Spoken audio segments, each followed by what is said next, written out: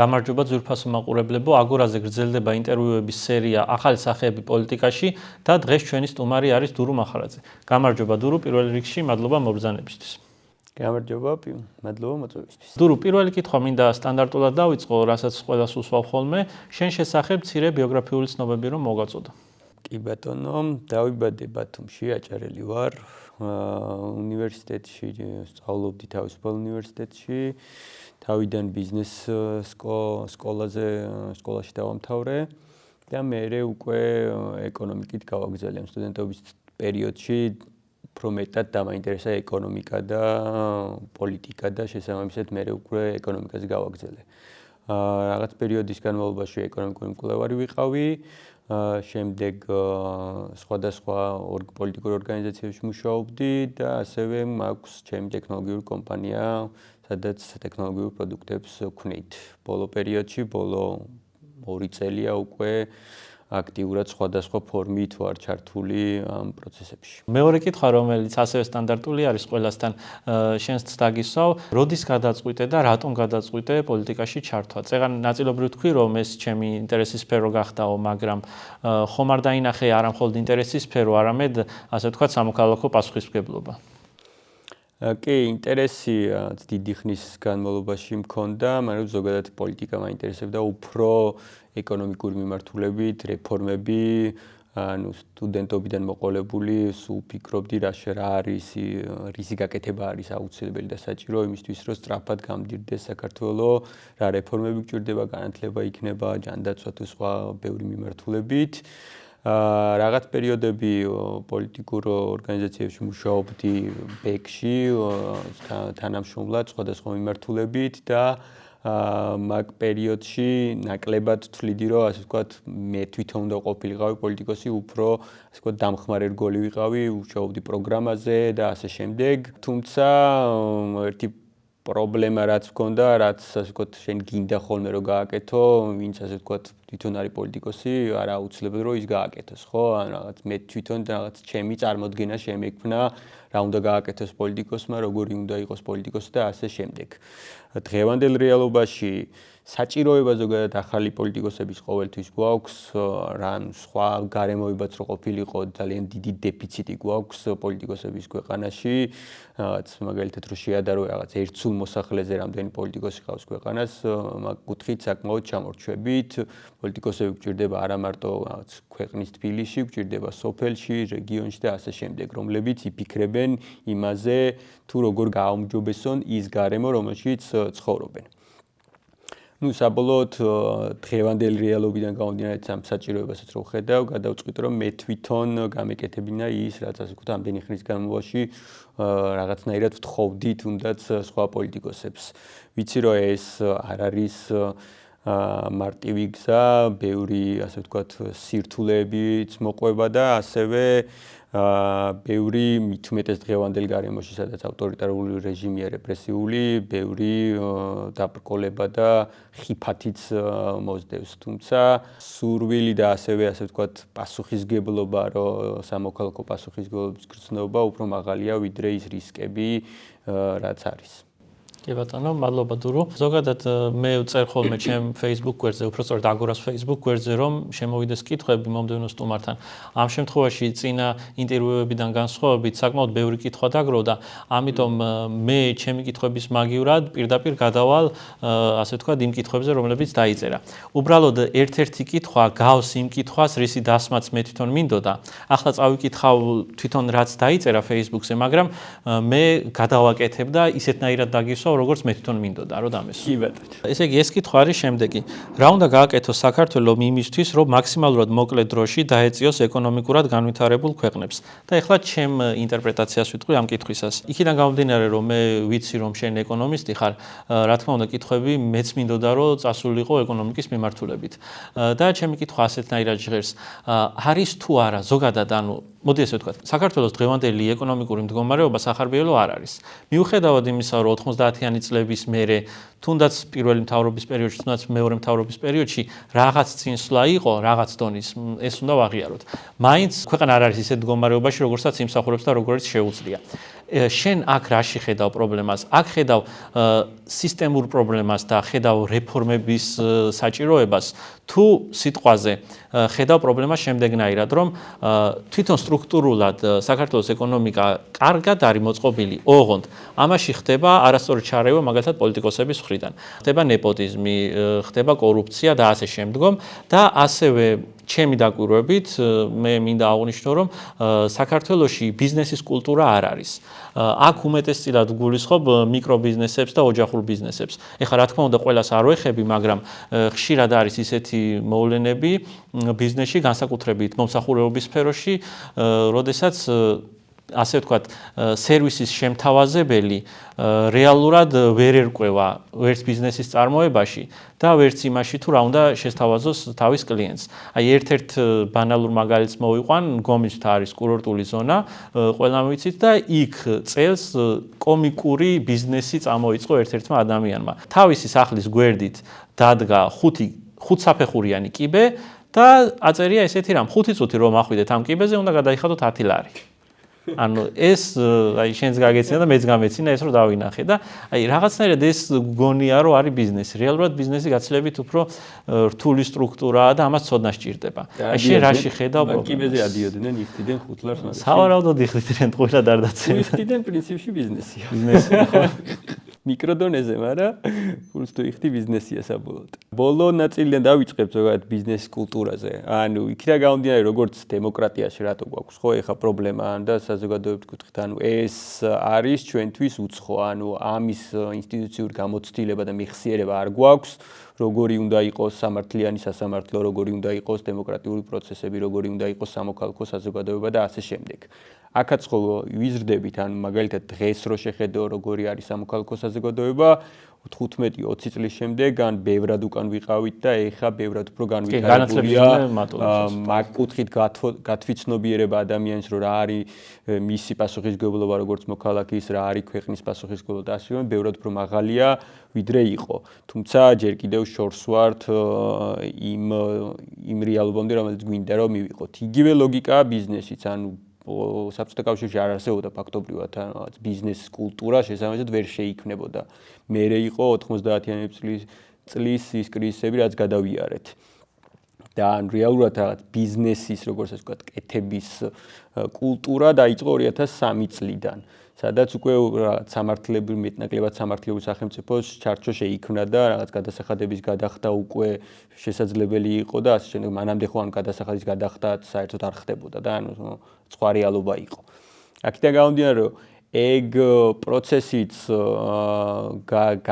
დრო ჭირდება ამასაც და გავლა. უბრალოდ ასე ვთქვათ, თუ ჩვენ ასე ვთქვათ ქვეყნის მართვა გვინდა და რაღაც საზოგადოება გვინდა რომ სწრაფად განვითარდეს, რა თქმა უნდა დავაჩქაროთ და უნდა ვიფიქროთ იმაზე, როგორ შეიძლება ეს პროცესი უფრო სწრაფად წარიმართოს, რა შეუწყობს ხელს იმას, რომ ხვალინდელი ბიზნესი უკეთესი იყოს, როგორც სერვისის მიწოდების კუთხით, ისევე ეფექტურობის კუთხით, რომ უფრო მეტი მოგება გქონდეს მისთვის და ქვეყნისთვის. დასაწყისს რო დაუბრუნდეთ, რა გჭირდება ასე ვთქვათ ეკონომიკური კუთხით. ან პირველი მარტივი ბანალური ზოგადად სამართლიანი გარემო უნდა იყოს. ან სამართლიანი გარემო თუ არ არის, მათ შორის ავტორიტარულ ქვეყნებშიც, დღევანდელ მსოფლიოში, იქაც ცდილობდნენ რომ ბიზნესის კუთხით შეინარჩუნონ სამართლებრივი გარემო, რომ ამის გარეშე უბრალოდ ვერ ხდება პროგნოზირება, ან ვერ ხდება დაგეგმვა. და დაგეგმვის და პროგნოზის გაკეთების გარეშე ბიზნესი ვერ განვითარდება. მას თუ არ ექნება 5 წლიანი, 10 წლიანი გეგმების დაგეგმვის შესაძლებლობა, ის რეალური განვითარება მას არ ექნება. მეორე კუთხით რეალურად ასევე უნდა გავითვალისწინოთ, რომ იქიდან გამომდინარე, რომ ღარიბი ქვეყანა ვართ, ეკონომიკა უცებ ვერ იზრდება, ანუ რაღაც კონკრეტული დრო ჭირდება, რომლის შედეგადაც რაღაც ნიშნულამდე მიდიხარ. მაგალითად, შემდეგი 10 წლის განმავლობაში ჩვენ გვაქვს კარგი მთავრობის პირობებში, კარგი რეფორმების პირობებში რეალური შესაძლებლობა, რომ დღევანდელი იტალიის, ბალტიის ქვეყნების დონეზე ვიყოთ, რაც უდიდესი წარმატება იქნება საქართველოსთვის და შეგვეძლება უკვე ვთქვათ, რომ ისეთ ქვეყანაში ვართ, რომელშიც კარგად ცხოვრება შეგიძლია. ეს არ იქნება, რა თქმა უნდა, идеალური და ნორვეგია და შვეიცარია ვერ ვიქნებით, მაგრამ უკვე აღარ ვიტყვით, რომ აი ღარიბი ქვეყანა ვართ, უკვე ვიტყვით, რომ რაღაც საშუალო შემოსავლიანი კარგი ქვეყანა ვართ ეკონომიკური თვალსაზრისით, რომელსაც კიდევ დიდი პოტენციალი პოტენციალი აქვს, რომ უფრო მდიდარი იყოს. მინიმუმ კატასტროფულ მიგრაციას მაინც შევაჩერებთ. მინიმუმ კატასტროფული მიგრაცია არ იქნება, მინიმუმ 700.000 სოციალურ დაუცველი არ გვეყოლება, რაღაც გაჭირვების ის დონე არ იქნება, რაც არის, მაგრამ სოციალურ დაუცველი ხო ერთია, გაჭირვების მნიშვნელოვანი შეიძლება სოციალურ დაუცველი სტატუსი არ გქონდეს, მაგრამ უბრალოდ დასვენებას ვერ ახერხებდე წლის განმავლობაში, რაღაც იმის რესურსი არ გქონდეს, რომ რაღაც კურორტზე გახვიდე და რაღაც ბარში გახვიდე და ასე შემდეგ რა. ან მარტო ის ხო არა, რომ რაღაც საჭმელი მაქვს, თუ კარგი ცხოვრება გინდა, ხო? ან საბოლოოდ თავარი მიზანი ხო ჩვენი რა არის, რომ ანუ ყველამ ქვეყანაში ვიცხოვროთ კარგად. რამდენადაც შესაძლებელი იქნება იმ რესურსების პირობებში, რა რესურსებიც გვაქვს. სამართლებრივი ჩარჩოს მიღმა უკვე რეფორმები ყველაზე კრიტიკული არის განათლება, რომელიც გრძელვადიან მდგრადობას აძლევს ეკონომიკურ განვითარებას, მაგრამ ამის მიღმაც, რაც ასე ვთქვათ, შესაჩერებელია, უბრალოდ რეფორმას ვერ დავარქვ. შესაჩერებელია ფულის ფლანგვა უბრალოდ. ან ბოლო 6 თვეში ბევრი ინფორმაცია გავიგეთ, რაც ისედაც ვიცოდით და ბევრი ორგანიზაცია მაგაზე წლებია ლაპარაკობს, მაგრამ დღეს აღმოაჩინეს რატომღაც რომ მილიარდობით ლარზეა ლაპარაკი, რომ ან გაიფლაგდა, ან კორუფციაში დაიხარჯა ასე შემდეგ. თუ შენ იმ რესურსს რაც გააქვს, რაც თითო ადამიანები მიიტაცებენ, ის რესურსი რა თქმა უნდა არ მოხმარდება ადამიანებს. აქ მნიშვნელოვანი რეფორმა რაც შეიძლება იყოს, რომ ზოგადად მთავრობა და სახელმწიფო მიდრეკილია არა ეფექტურობისგან, მიდრეკილია რომ იქ გაჩნდეს კორუფციის კერები. შესაბამისად, შენ უნდა შეამცირო მთავრობის ხარჯი იმ დონეზე, რამდენადაც აუცილებელი არის. რომ რაც უფრო ნაკლები რესურსი გაქვს, შენი უფრო მოტივირებული ხარ რომ ეფექტური იყო და უფრო ნაკლები რესურსია იმისათვის რომ რაღაც კორუფციაში გაიფლანგოს. დღეს ჩვენ გვაქვს სადღაც უკვე რაღაც პერიოდები 40%-მდეც აღწევდა ბიუჯეტის ზომა ეკონომიკასთან მიმართებაში. ჩემი აზრით ამის მნიშვნელობა შემცირება იქნება ძალიან წინ გადადგმული ნაბიჯი იმისათვის რომ გრძელვადიანი ეკონომიკური განვითარება გქონდეს და მეორე კომპონენტი განათლების კომპონენტი ახლა ყველა ლაპარაკობს, მაგრამ განათლებაში მინდა ერთ კონკრეტულ მიმართულებას შევეხო, რომელიც ძალიან კრიტიკული მგონია, ეს არის დასაქმების კუთხიდან პროფესიული განათლებას, რასაც ვეძახით. ანუ დღეს მსოფლიოში არ არსებობს განვითარებული ქვეყანა, სადაც არ არსებობს ეს პროფესიული განათლების ძლიერი რგოლი. ანუ განათლების სისტემა ხო ესეთია, ჯერ გვაქვს ბაღი, მერე გვაქვს სკოლა, მერე საქართველოში არის უნივერსიტეტი, მხოლოდ კოლეჯები არსებობს, თუმცა არის თითქმის არავინ იქ არ მიდის და მხოლოდ 3% სტუდენტების მიდის კოლეჯებში. როცა განვითარებულ ქვეყნებში ეს მაჩვენებელი ზოგჯერ 50%-ია, ზოგჯერ უფრო მეტი, 60-70%. ანუ ეს არა მხოლოდ ასე ვთქვათ განათლების ერთ-ერთი ასე ვთქვათ მნიშვნელოვანი გორი, არამედ დღეს თუ გვინდა ჩვენ რომ დასაქმების კუთხით კვალიფიციური კადრები გვყავდეს, ეს არის იმის შესაძლებლობა 3 თვეში, 6 თვეში, 1 წელიწადში ადამიანებმა მიიღონ ის კონკრეტული უნარჩვევები, რომელიც დღეს ჭირდება ბიზნესს. ბოდიშტუ რომ მაგას ჩაგეჭრები, შენი აზრით ის რომ სიტყვაზე სკოლა დამთავრებული მოზარდი არ მიდის კოლეჯში ან პროფესიულ სასწავლებელში და მიდის ცდილობს ყოველ შემთხვევაში რომ თავიდანვე ჩააბაროს უნივერსიტეტში ან ინსტიტუტში, ეს არის ასე ვთქვათ ცნობიერების ამაღლების პრობლემა თუ იმის პრობლემა რომ რეალურად არ არსებობს კარგი პროფესიული სასწავლებლები? ორივე, მაგრამ პირველ რიგში ალბათ ცნობიერების კონტექსტია მან მნიშვნელოვანი, იმიტომ რომ რაღაცნაირად ვთქვათ საბჭოთა კულტურიდან გამომდინარე ძალიან ის იყო ჩვენთან რომ აი უნივერსიტეტში უნდა ჩააბარო და უნივერსიტეტი ითვლება განათლების კერად. არ და საბოლოოდ რეალურად მშობელსაც ასე ვთქვათ, ვინცაც უნდა რომ თავისმა შვილმა უნივერსიტეტში ჩააბარო, მისი მიზანია რომ რაღაც კარგი სამსახური ქონდეს და კარგი შემოსავალი. და რეალურად უნივერსიტეტი არ არის ხოლმე ამისთვის სწორი გზა. ან უნივერსიტეტი არის უფრო სამეცნიერო სივრცე და უფრო სადაც მეცნიერებისკენ მიდიხარ და არა ასე ვთქვათ პრაქტიკული უნარჩვევებისკენ და პროფესიულ განათლებაში სწორედ მსგავს უნარჩვევებს იცენ. აქ ძალიან მნიშვნელოვანია მეორე კი რომ იმიჯურად პროფესიული განათლება ძალიან ასე ვთქვათ მიჯაჭვულია, აღიქმება როგორც ასე ვთქვათ სამშენებლო ან რესტორნების კუთხით დასაქმება, რაღაც მდუღავი და ასე შემდეგ, რაღაც მკერავი და ასე შემდეგ. ეს სრულიად აცდენილია თანამედროვე რეალობას. ანუ ამ პროფესიული განათლების ცენტრებში, მე ესე ვეძახი, რომ დასაქმების ცენტრებია, ეს რეალურად ფაქტიურად მაღალ ტექნოლოგიური პროფესიები შეიძლება შეისწავლებოდეს, როგორც არის პროგრამირება, დიზაინი, ანალიტიკა და ასე შემდეგ. ასევე სამედიცინო სფეროში უამრავი სპეციალობა, რომელიც სწორედ მსგავსი განათლების ცენტრებში შეისწავლება და კონკრეტულად თვითონ განათლების მათ შორის მასწავლებლის გადამზადება მომავალში ჩვენ ძალიან ბევრი მასწავლებელი დაგვჭირდება, იმიტომ რომ მან დიდი დეფიციტი გვაქვს. მათ შორის მასწავლებლების გადამზადება შეიძლება ამ პროფესიული განათლების ცენტრებში. თუმცა ცნობიერებასთან ერთად ნიშნულოვანია, რომ სახელმწიფომაც ერთი რო ინვესტიცია გააკეთოს მაგ კუთხით, რომ შეიქმნეს ეს ბაზა, იმიტომ რომ დღეს რომ მაგალითად სტუდენტების 50%-მა გადაწყვიტოს, რომ სიტყვაზე ამ მიმართულებით უნდა წავიდე, არ არის უბრალოდ ამის ინფრასტრუქტურა. ანუ ჩვენ თავრობის როლი არის, რომ ეს მიმართულება შექმნას და მერე უკვე ეს ბევრ შესაძლებლობას გააჩენს. კი ბატონო, მადლობა დურო, მომდევნო კითხვას დაგისვავ. რა რეფორმებია გასატარებელი სამართალდამცავ სისტემაში და რა ბედი ეწევათ იმ პოლიციელებს, რომლებიც ახლა რეჟიმს ემსახურებიან და რუსეთის საქმეს აკეთებენ? მოდი თავიდან იმით დავიწყებ, რომ მიუხედავად ყველაფრისა არ შეიძლება ყველა პოლიციელის იმად განხილვა, რომ ყველა პოლიციელი თითქოს რაღაც რეჟიმს ემსახურება. ის პოლიციელები საჯარო მოხელეები არიან და პირველ რიგში ესენი ემსახურებიან მშვიდ გარემოს. თუმცა სამწუხაროდ გვაქვს არაერთი მაგალითი, სადაც ცრუმოწმედ შეიძლება დადგეს პოლიციის თანამშრომელი, იქნება თუ სხვა სამართალდამცავი თანამშრომელი, ფიზიკურად იძაოს და ასე შემდეგ. მაგალითად ცრუმოწმების შემთხვევაში რა ბედი ეწევა, ცრუმოწმების შემთხვევაში ეს დადასტურებულია, ჩანაწერები არსებობს, ყველა ადამიანი ვიცით და შესაბამისად გრძელვადიანად სამართლიანი სასამართლო, რომელიც გვინდა რომ შევქმნათ, იქნება იმის გარანტი, რომ ყველა ვინც ასე ვთქვათ დანაშაული ჩაიდინა, ის გასამართლეს. თუმცა ეს არ უნდა იყოს რაღაც ხალხის გადაწყვეტილება, რომ იცი რა ეს ცრუმოწმია და მოდი უნდა დავსაჯოთ. არა, სასამართლო უნდა განიხილოს მტკიცებულებებით და ასე შემდეგ. სამართლებრივ სისტემაში ზოგადად პირველი პრიორიტეტი, რაც ასე ვთქვათ, აქამდე არასდროს არ მოხდა, არის რომ დეპოლიტიზება. თუ შენ პოლიტიკური ძალაუფლების მქონე გუნდი არ ჩაერევა ამ მიმართულებით და არ ეცდება, რომ იქ ძალაუფლება მოიხვეჭოს, ეს არის ასე ვთქვათ პირველი აუცილებელი პირობა იმისთვის, რომ ის განთავისუფლდეს. იმიტომ რომ იქ რო ინსტიტუტები ჩამოყალიბდეს სამართლებრივი და ეს ინსტიტუტი გაიმართოს, დრო ჭირდება და ამ დროის პერიოდში შენ არ უნდა უფათურო ხელები, როგორც ასე ვთქვათ, პოლიტიკოსმა თუ პოლიტიკურმა გუნდმა, რომელიც ქვეყანას მართავს. უკვე შემდეგ ეს დამბალანსებელია პოლიტიკური ძალაუფლების მქონე პირებისთვის რა.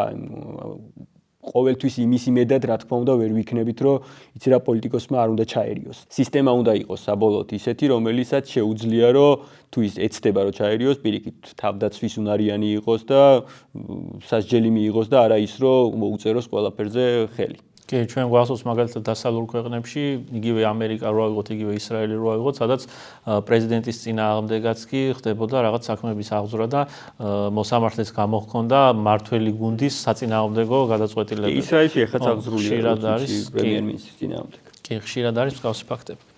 კარგი დურო, მომდევნო კითხვას დაგისვავ. რამდენად გჯერათ, რომ ნაცები დაგაცდიან ოპოზიციური სახის მორგებას, თუ კი მათ თამაშს არ აყვებით? არ ფიქრობთ, რომ მქოცებად შეგრაცხავენ ან მათ მოკავშირეებად, როგორც ეს დანარჩენ ოპოზიციურ პარტიებზე გააკეთეს?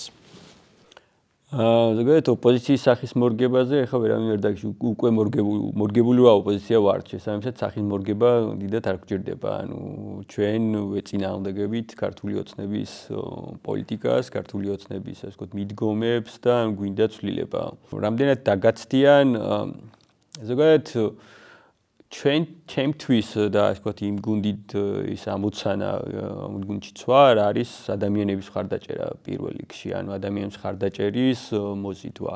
ამ კუთხით მე ვერ ვხედავ იმის რესურსს, რომ აი ქართული ოცნება იქნება ნაციონალური მოძრაობა, თუ ჩვენ ვიმუშავეთ და სწორად ვიმუშავეთ და ყოველდღიურ შედეგზე ორიენტირებული საქმე ვაკეთებთ, რომ რაღაც ხელი შეგვიშალონ. მით უმეტეს, როცა ხშირად ვამბობ და მეც ამაზე რზევარ, რომ ნაციონალურ მოძრაობას დღეს არ აქვს იმ დონის მხარდაჭერა, რომ მას შეეძლოს, ასე ვთქვათ, ადამიანების დიდ ნაწილზე გავლენის მოხდენა. ანუ ეგრო შეეძლოს და ზოგადად თუნდაც სხვა პარტიებს, მაშინ იმ პრობლემების წინაშე არ ვიქნებოდით, რა პრობლემების წინაშეც ვართ. ანუ ერთი მხრივ იძახო, რომ ამ პარტიას ხალხი დიდად აღარ უსმენს და არ უჭერს ხარეს და ასე შემდეგ და მეორე მხარეს გეგონოს, რომ თითქოს იმ პარტიას შეუძლია შენ ასე ვთქვათ ისე დიდად დაგაზიანოს, მგონია რომ არასწორია. ან მე ვერ ვხედავ ასე ვთქვათ მაგის მაღალ რისკს. კი, რა თქმა უნდა, თუ ახალი პოლიტიკური მოთამაშე შემოდის პოლიტიკურ ველზე, ყოველთვის არის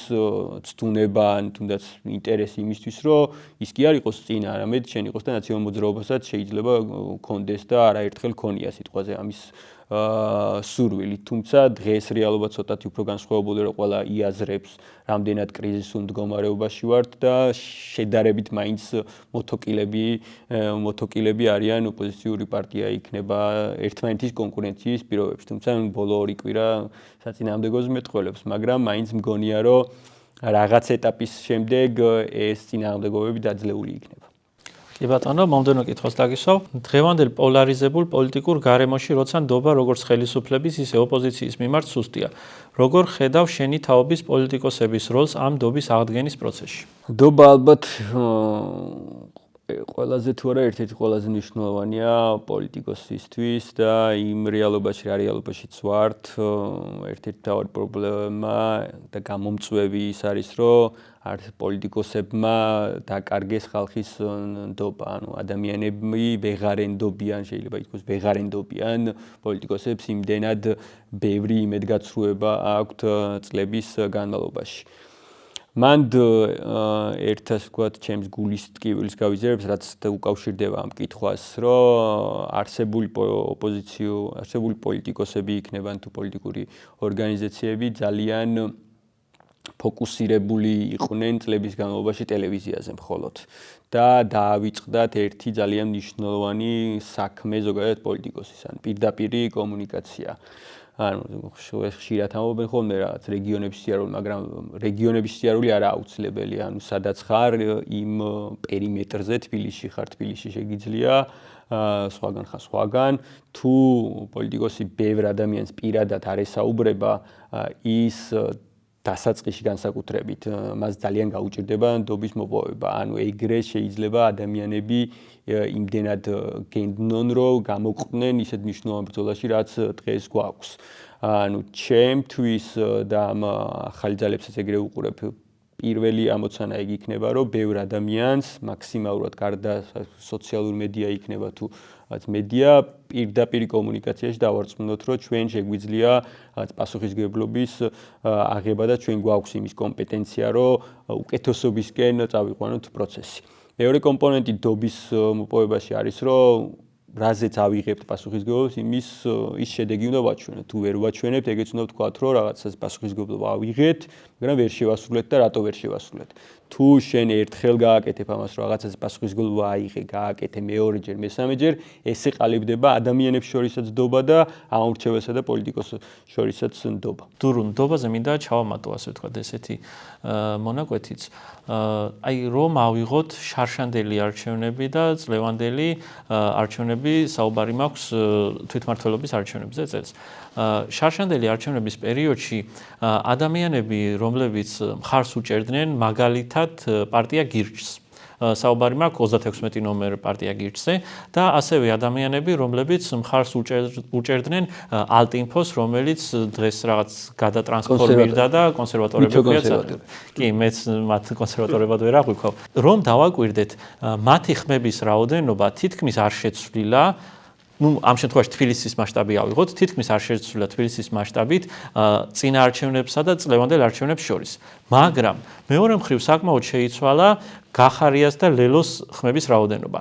და ამ ხმების რაოდენობამ საგრძნობლად იკლო. ანუ ეს ნიშნავს იმას, რომ გახარიას და ლელოს ამომრჩევლები, რომლებიც იყვნენ შარშან მათი ამომრჩევლები, განსხვავებით გირჩის და ჭყალებში კონსერვატორების ამომრჩევლებისგან, მათი ერთგულები არ იყვნენ, ასე ვთქვათ. იმიტომ რომ ისინი იმ კამპანიის მონაწილეები გახდნენ, რომლებიც ამბობდნენ, რომ სიტყვაზე არ წახვიდე არჩევნებში, ხომ? ხოლო ამ შემთხვევაში ამ კამპანიის მონაწილეები არ გახდნენ იგივე კონსერვატორების და გირჩის ამომრჩევლები. შესაბამისად, რა პრობლემა ამ ორ პარტიაში, ასე ვთქვათ. ანუ ლელოსა და გახარიაში, ანუ პრობლემა არის იმაში, რომ მათ რეალურად თავიანთი ამომრჩეველი არ ყავთ, ფაქტიურად ესე გამოვიდა ჩემი აზრით. თუ ხედავ შენს ერთი რომ გირჩი და კონსერვატორი ზოგადად ისედაც დისტანცირებული იყვნენ ამ სხვა პოლიტიკური ჯგუფებიდან და შესაბამისად მათი ამორჩეველი უფრო ვთქვათ სხვა ტალღაზე იყო მარტივად რო ვთქვა. შესაბამისად არსებული ნებათა ხელვა ნაკლებად შეეხო მათ.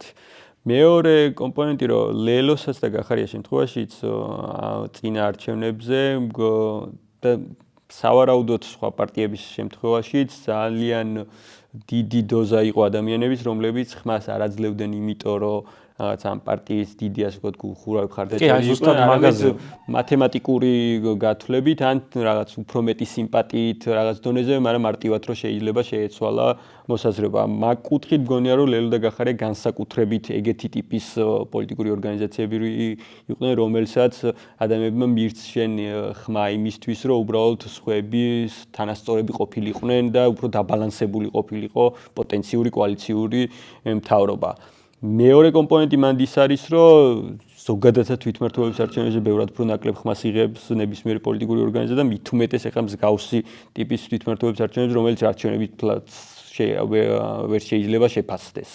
და როცა ასე ვთქვათ, მთელი კამპანია არის ყველას მხრიდან, რომ ამ არჩევნებზე არ უნდა წახვიდე და არ უნდა მიიღე. ამიტომ ძალიან ლოგიკური იყო და მოსალოდნელი იყო ისინი, რომ მსგავსი კლება ქონოდათ ამ მრჩეველში. მომდევნო კითხვას დაგისვავ, დღეს სუპერმარკეტებში პროდუქციის ძალიან დიდი ნაწილი უცხოეთშია ნაწარმოები. აქედან უდიდესი ნაწილი რუსულია. ხედავს თუ არა ამაში პრობლემას და თუ კი გამოსავლის რა გზებს ხედავს? შეფასებაში ვერ დავეთანხმები, რომ უმრავლესობა რუსულია.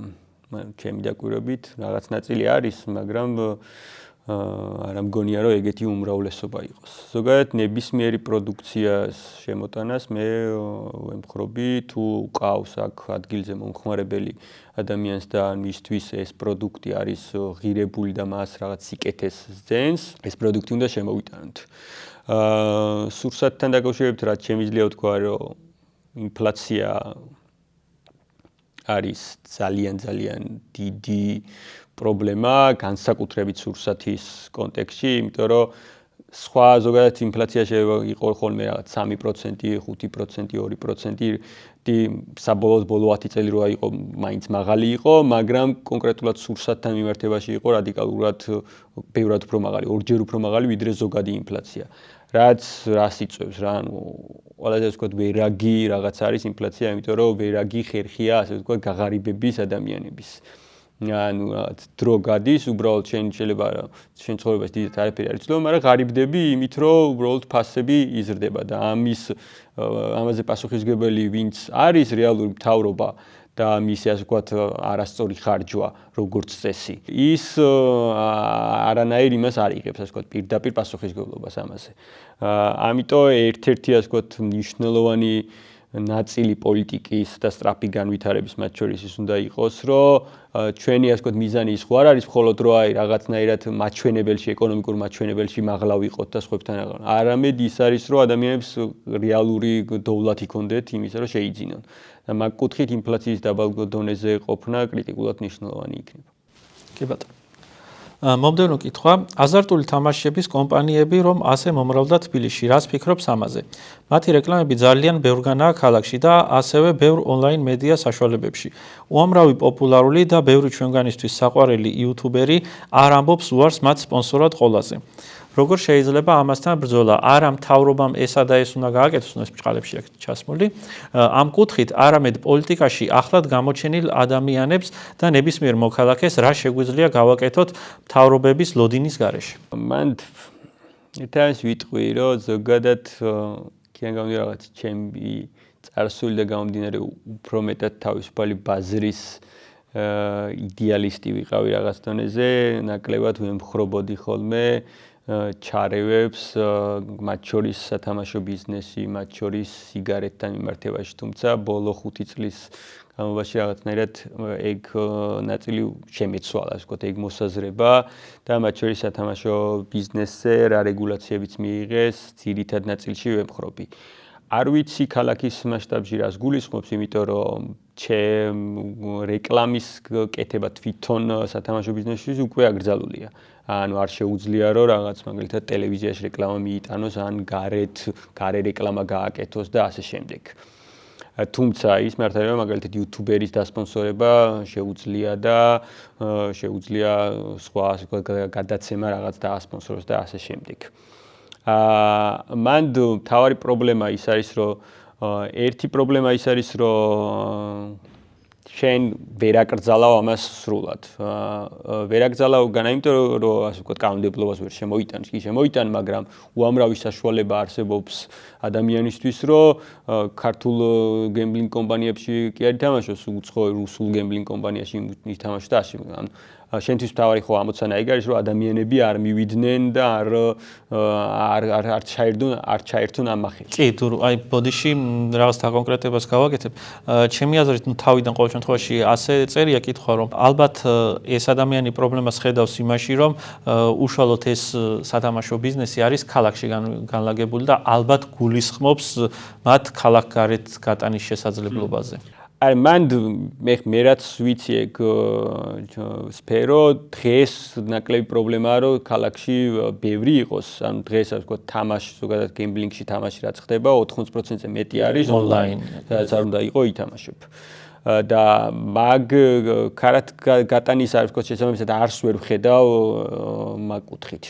და ონლაინ გემბლინგის კუთხით კი დასაქმება არის ყველაზე კარგი წამალი მაგის. ანუ თუ ადამიანს პასუხისმგებლობა აქვს, საქმე აქვს და მას სრულ იმედები არ აქვს, რომ აი ხა მოდი 5 წუთში გამდიდრდები და 5 წუთში რაღაც იმდენ ფულს ვიშოვი, რომ რაღაც დავიკმაყოფილო ჩემი საჭიროება და ამ ასე ვთქვათ ფერხულში არის ჩართული და საქმის ნაკლები мотиваცია არის თამაში. რატო არის რომ განვითარებულ ქვეყნებში უფრო ნაკლები ადამიანი თამაშობს? იმიტომ რომ იქ საქმეა და რაღაცის გაკეთება შეგვიძლია, გართობა შეგვიძლია უკეთესად და ასე შემდეგ. ანუ აღარ გაქვს იმის საჭიროება, რომ რაღაც ასე ვთქვათ სრულ იმედებზე იყო დამოკიდებული. კი, მარტივად რო ვთქვათ, ამ ღარიბი ადამიანი ებმევა ამ მახეში. კი, მათ შორის პროფესიული განათლების კუთხით რო ვლაპარაკობდი, იქ თუ ამ ადამიანს ექნება შესაძლებლობა რომ მივიდეს რაღაც 6 თვეში 1 წელიწადში ისეთი პროფესია შეისწავლოს, რომ იცის რომ ასე ვთქვათ, რომ ამას რო გაივლის, უკვე მაღალ ანაზღაურებით, შეიძლება 3000 ლარი, შეიძლება უფრო მეტი ანაზღაურების დასაქმება კონდეს. ანუ უკვე ძალიან ბევრი გადადგამს აქეთკენ ნაბიჯს და მე უკვე ეგ ხო როგორ ცელდება ზოგადად რაღაც ამბავი რომ რა ვიღაცა გააკეთებს, ვიღაცა შედეგს დადებს, ვიღაცას ასე ვთქვათ კარგი შემოსავალი გაუჩნდება, რაღაც ცხოვრებას აიწყებს, მე მეგობარი ნახავს მაგის რომ ვა ნახე ეს გააკეთა და ამ წარმატებას მიაღწია. და მე იმას გაუჩნდება სურვილი და ასე გავრცელდება საზოგადოებაში. თამაშიც ხო გემბლინგიც ხო ეგრე გავრცელდა, ანუ რაღაც ისტორიები ვიღაცა მეგობარმა რაღაც მეზობელმა ნახე 5000 ლარი მოიგო, 10000 ლარი მოიგო და ასე შემდეგ და მე შენც გიჩნდება мотиваცია რომ მოდი ჩავერთო. არა და იქ არავინ აღარ ყვება მე ის 10000 ლარი და 5000 ლარი მეორე დღეს როგორ წააგო ან რამდენი წააგო სახლის ჩადეო მოუწია და ასე შეიძლება გაიგო რომ წააგო, მაგრამ თავის თავზე იფიქრა რომ აი მე აღარ წავაგებ. მე მოვიგებ ერთხელ და გავჩერდები. და ანუ რეალურად ჩვენ ვიცით რომ ლუდომანია, ანუ თამაშზე დამოკიდებულება არანაკლები ფსიქოლოგიური დამოკიდებულებას იწვევს, ვიდრე თუნდაც იგივე ნარკოტიკის მოხმარება. აი ჩვეულებრივი ფსიქოლოგიური ის არის ასე ვთქვათ დაავადება, გემბლინგი იქნება, სიგარეტი იქნება თუ ასე შემდეგ რა, რაღაც ასე ვთქვათ ჯაჭვში ხარ იმაში ჩათრეული. კი ბატონო. მადლობა დურო, ეს იყო ბოლო კითხვა, თქვენ კი დაელოდეთ მომდევნო რესპონდენტებს.